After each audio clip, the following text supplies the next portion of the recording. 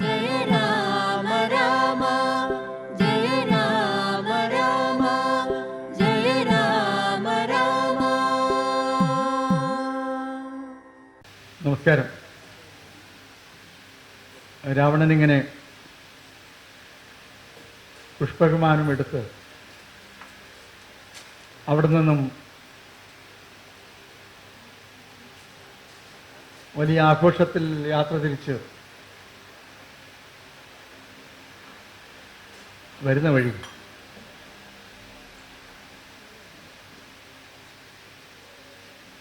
കൈലാസത്തിൻ്റെ താഴ്വരയിൽ പുഷ്പവിമാനം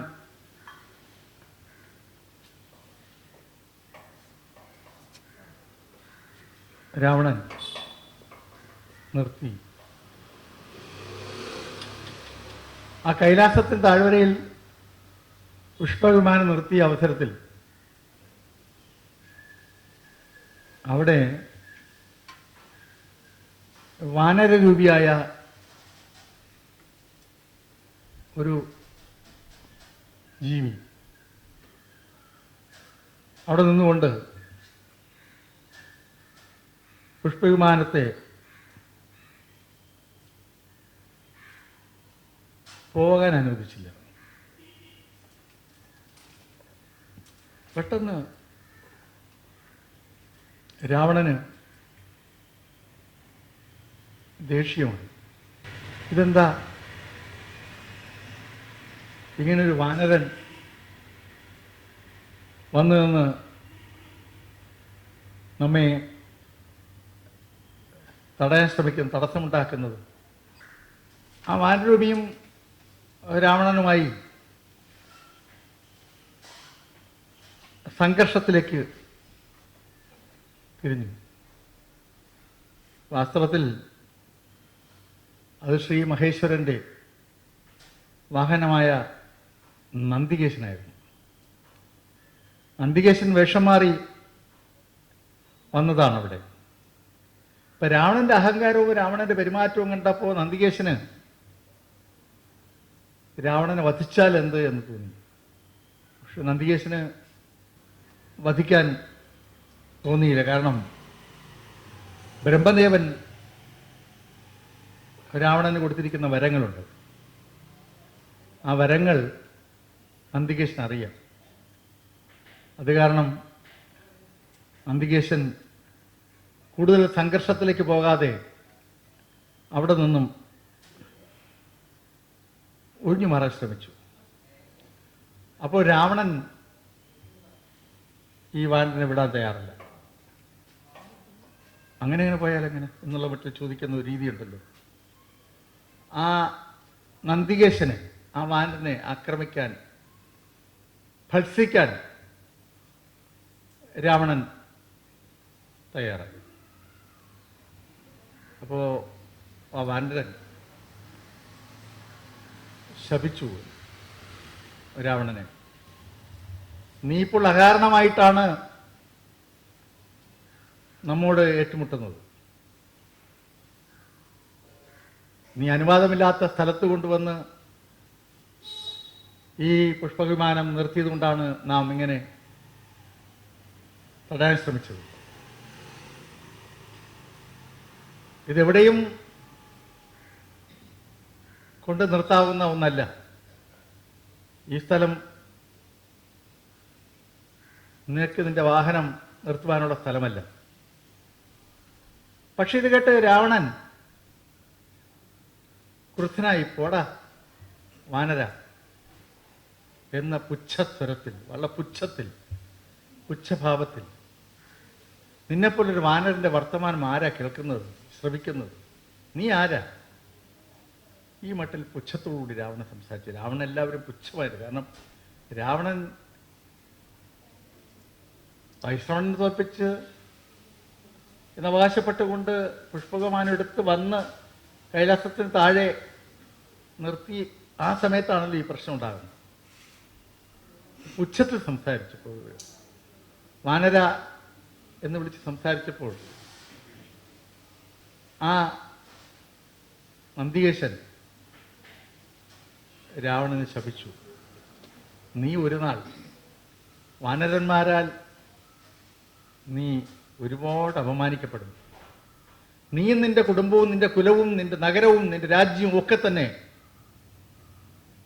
വാനരന്മാരാൽ ആക്രമിച്ച് അതിൽപ്പെട്ട് നീ നശിക്കും. നീ എന്നെ വാനരെന്ന് വിളിച്ച് ആക്ഷേപിച്ചില്ലേ, അതിൻ്റെ തിരിച്ചടി നിനക്ക് ഉണ്ടാവും. ഈ ശാപം കേട്ടപ്പോൾ രാവണന് സഹിക്കാൻ പറ്റാത്ത ദേഷ്യമുണ്ടായി. രാവണൻ നേരെ ഈ നന്ദികേശൻ ഇരിക്കുന്ന ആ ഭാഗത്ത് പോയിട്ട് ഒരു കൈലാസമാണ്, ആ കൈലാസം എടുത്തു മറിക്കുമെന്ന് എടുത്ത് പൊക്കാൻ പോകും. കൈലാസം ഇപ്പോൾ അതിൻ്റെ കൈലാസം കാണിച്ച മറ്റു കൈലാസം എടുത്ത് പൊക്കാൻ പോയി. കൈലാസം എടുത്ത് പൊക്കാൻ പോയപ്പോൾ കൈലാസം പെട്ടെന്നൊന്ന് അനങ്ങി. ഇപ്പൊ ശ്രീപാർവതി ദേവി പരമേശ്വരൻ അടുത്തിരിക്കുകയായിരുന്നു. പാർവതി ഇതെന്താ എന്ന് ശ്രീ പരമേശ്വരൻ കാര്യം മനസ്സിലായി. ശ്രീ പരമേശ്വരൻ പതുക്കെ പെരുവിരൽ അമർത്തി. രാവണന്റെ കരങ്ങൾ കൈലാസത്തിന്റെ അടിയിലായി. 20 കരങ്ങളും കൈലാസത്തിന്റെ അടിയിലായി.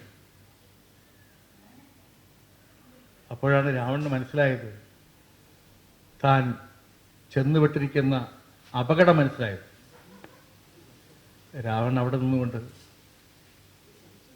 ശിവനെ ആരാധിക്കാൻ തുടങ്ങി, പ്രാർത്ഥിക്കാൻ തുടങ്ങി. ഈ കൈലാസത്തിന്റെ ഭാരം തൻ്റെ കയ്യിൽ ഏറ്റെടുത്തുകൊണ്ട് താൻ കയ്യിൽ ഒരു വീണയാണ് എടുത്തു വച്ചിരിക്കുന്നതെന്ന് സങ്കല്പിച്ചുകൊണ്ട് രാവണൻ ഇങ്ങനെ ശിവസ്തുതി ചൊല്ലാൻ തുടങ്ങി, ശിവനെ പ്രാർത്ഥിക്കാൻ തുടങ്ങി.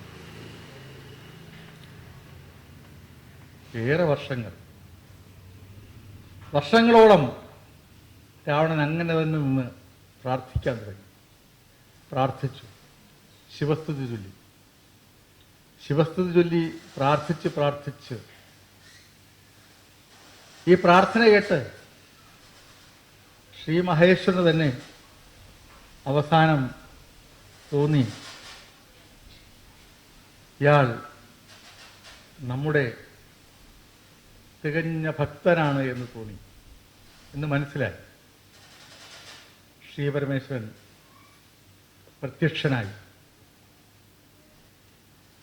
പ്രത്യക്ഷനായി നേരെ രാവണനോട് ചോദിച്ചു, നിനക്കെന്ത് വേണം? അപ്പോൾ ശ്രീ പരമേശ്വരനോട് കുറേ വരങ്ങൾ ചോദിച്ചു. ശ്രീ പരമേശ്വരൻ സന്തോഷം കൊണ്ട് ചന്ദ്രഹാസം എന്ന ആയുധം രാവണന് സമ്മാനിച്ചു. ഈ ചന്ദ്രഹാസം ഒരു വലിയ വാളാണ്. രാവണന്റെ കയ്യിലെ ഏറ്റവും വലിയ കരുത്തുറ്റ ആയുധം എന്ന് പറയുന്നത് ചന്ദ്രഹാസമാണ്.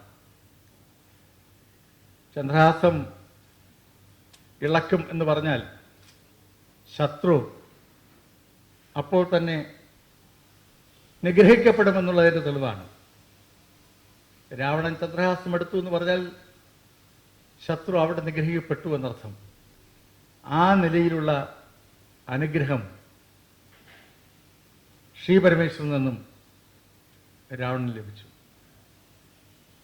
ആ അനുഗ്രഹവും ആ വരലബ്ധിയിലും രാവണൻ അങ്ങനെ പരമമായി സന്തോഷിച്ചുകൊണ്ട് മെല്ലെ വന്ന് പുഷ്പവിമാനത്തിൽ കയറി വീണ്ടും യാത്രയായി.